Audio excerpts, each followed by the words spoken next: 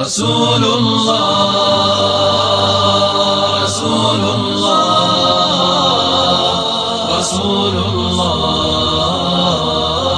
رسول الله. Deux questions. Qu'est-ce que je suis venu faire sur terre et qu'est-ce que je suis en train de faire sur terre? Qu'est-ce que je suis venu faire sur terre? Quel est l'objectif de ma venue à moi sur terre? Quel est l'objectif théorique? Et en pratique, qu'est-ce que je suis en train de faire sur terre? Moins le gap, moins la différence entre la réponse sur ces deux questions sera grande, et plus je suis en train de réussir ma vie. Je ne sais pas si je me fais comprendre.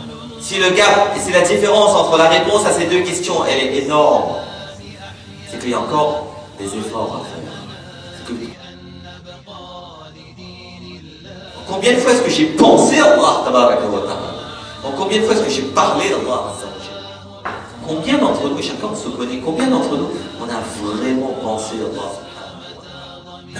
Est-ce qu'on n'a pas l'impression que par rapport à l'islam que vivaient les Sahaba radiallahu ta'ala, nos exemples, lorsque je me réclame la communauté du prophète d'Allah sallallahu alayhi wa sallam, est-ce qu'il y avait quelque chose qui monte dans nos vies?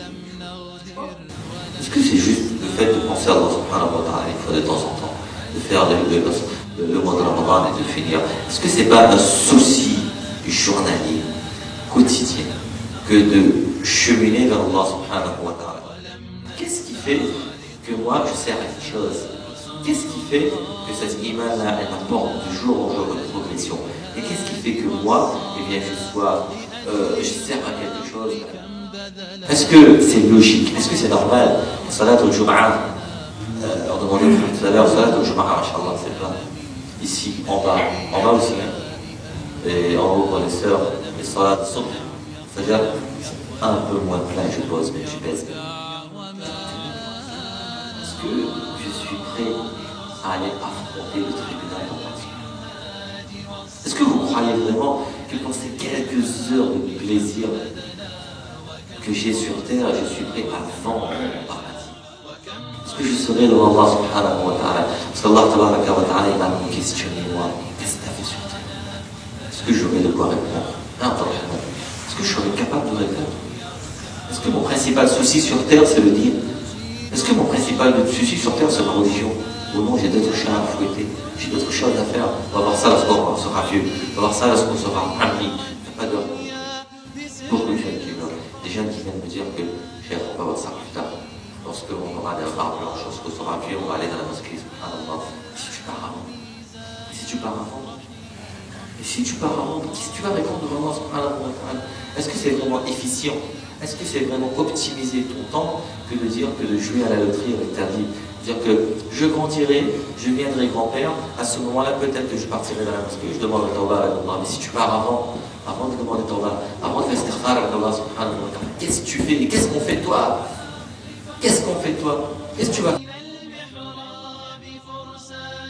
Ma réussite, mon succès, mon bonheur, ma réussite, ainsi que de celui de tout le monde entier, dans ce monde, dans la tombe et dans la akhira, se trouve uniquement dans l'obéissance aux ordres d'Allah et dans la mise en pratique de la méthodologie de notre Allah.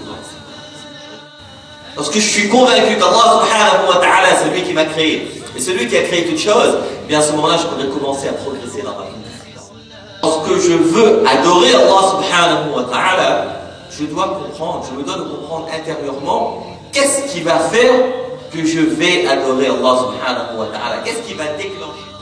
Le problème aujourd'hui, c'est qu'on a oublié qui est Allah subhanahu wa ta'ala. On a oublié pour qui on vit. La première conviction, c'est sur l'existence même d'Allah subhanahu wa ta'ala. C'est sur la toute puissance d'Allah subhanahu wa ta'ala. Et la deuxième conviction, c'est que je me dois d'obéir aux ordres d'Allah. Je me dois de faire comme Allah il me dit, pour que, effectivement, eh bien, je puisse avoir en échange, entre guillemets, je le dis bien, avec Allah subhanahu wa ta'ala, ce dont j'ai besoin. Allah, je rejette tout derrière. Allah, il est le plus grand. Allah est the one. À part Allah, il n'y a rien, je rejette tout le dunya derrière.